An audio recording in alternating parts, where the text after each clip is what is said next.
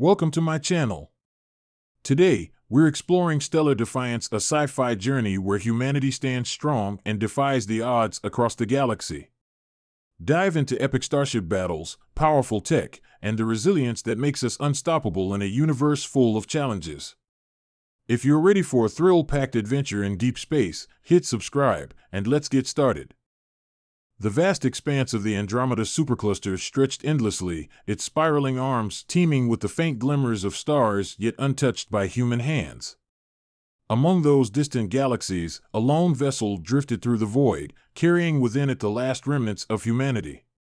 This ship, the Ardent Horizon, was not merely a lifeboat, it was a crucible, a vessel where dreams of forging a new universe flickered amidst the shadows of despair. Commander Saran Lien stood at the observation deck, her silhouette framed by the stars. Her dark hair was bound in tight braids, streaks of silver weaving through as if they carried the weight of starlight. Saran's eyes, sharp and unyielding, scanned the endless black. She had learned to find beauty in the void, to see promise where others saw only desolation. Saran, came a voice, soft yet insistent, through the comm panel. It was Marcus Vale, the ship's chief engineer and one of the few people who could speak to her without formalities. The reactor's stabilizers are holding, but the pressure's mounting. We can keep running, but if we're building something bigger, something lasting, we need to rethink how we're handling the energy core. She turned from the stars, her lips tightening. How long before it becomes critical? Marcus hesitated. Months, maybe weeks, depending on how hard we push it. The Forge initiative is demanding more power than the reactor's built for. If we're serious about this, we need to upgrade. Saran nodded, already calculating the risks. The Forge initiative was humanity's last gamble, an ambitious project to harness the energy of an entire star to create a new kind of life-sustaining space, a modular megastructure that could serve as a self-contained universe for humanity's scattered remnants.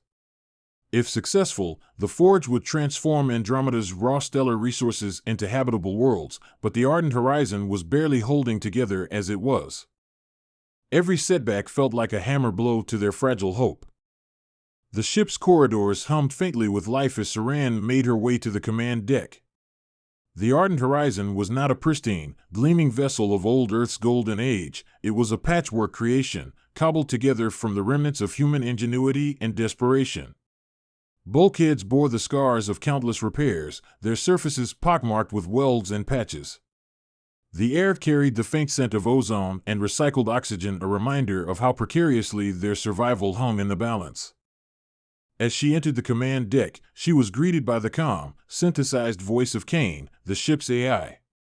"Commander Lien," it said, its tone neutral but tinged with a hint of concern, long-range sensors have detected an anomaly near the star cluster designated Helix 7. It could be a potential source of energy or resources. Saran raised an eyebrow. Or a trap. Kane's response was immediate. The probability of hostile entities is low, but not negligible. Given our current trajectory, investigating the anomaly would delay our journey to Forge Point Alpha by approximately 1.3 standard weeks. Marcus's voice crackled over the comm again. "We need that energy, Saran. If the anomaly holds even a fraction of the resources we need, it's worth the detour." Saran tapped her fingers against the console, weighing the decision. Every choice she made carried the weight of her people's survival. Finally, she nodded. "Set a course for Helix 7. Prepare the crew for potential engagement, just in case." The anomaly at Helix 7 was unlike anything the crew had encountered. A swirling maelstrom of plasma and gravitational distortions surrounded a massive derelict structure, a ring-shaped megastructure that dwarfed even the largest constructs of Earth's heyday. Its surface was scarred and pitted, evidence of millennia of decay and violence. Yet, despite its age, the structure emitted faint pulses of energy, like the heartbeat of a slumbering giant. Saran and Marcus led an expedition to the ring, donning reinforced suits and boarding a shuttle. As they approached, the ring's sheer scale became apparent.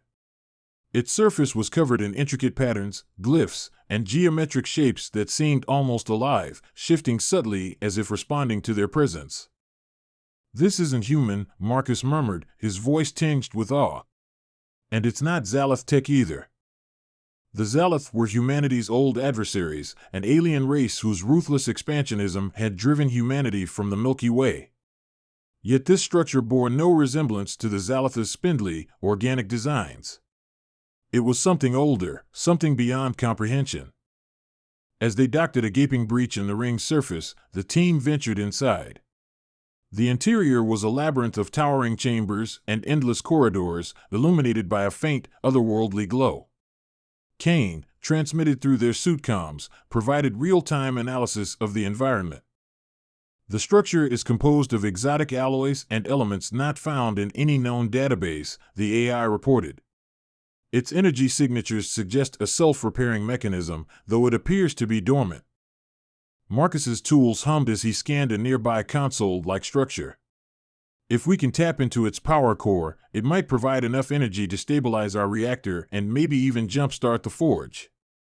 Saran, ever cautious, surveyed the chamber. Something about the ring unsettled her. It was too quiet, too still. "Do it quickly," she said. "We don't know how long we have."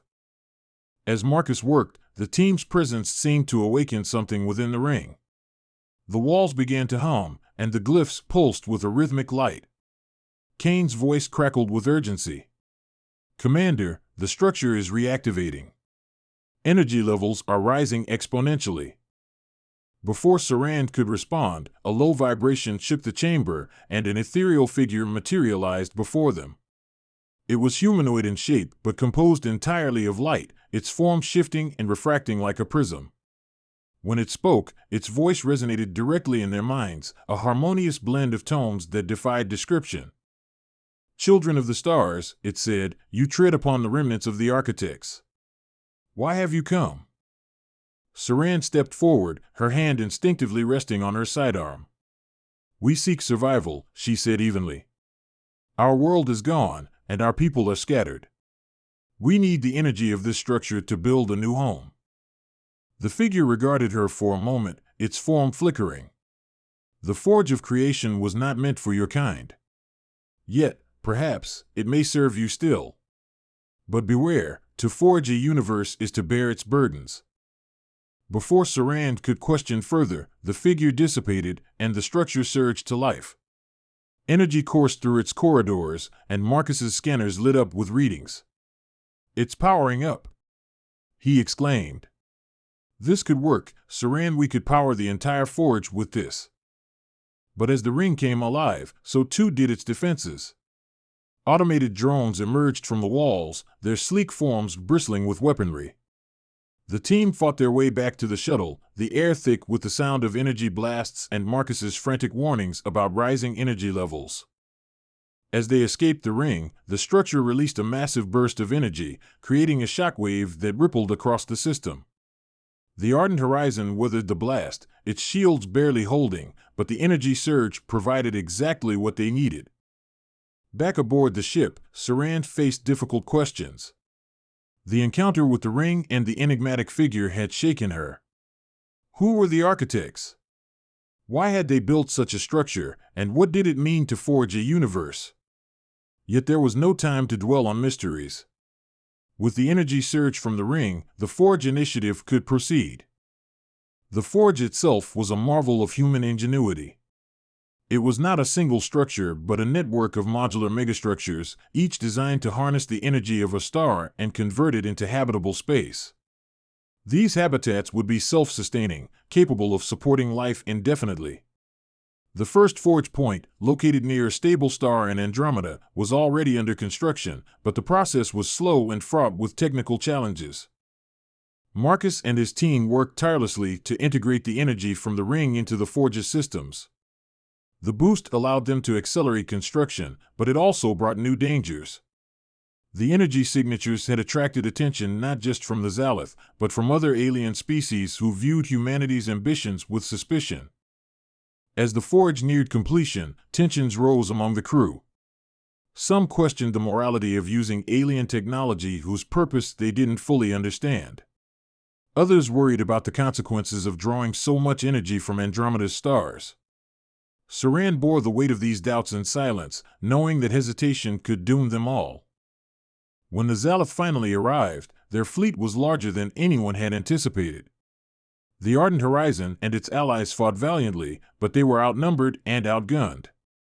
It was then that Saran made the fateful decision to activate the forge prematurely.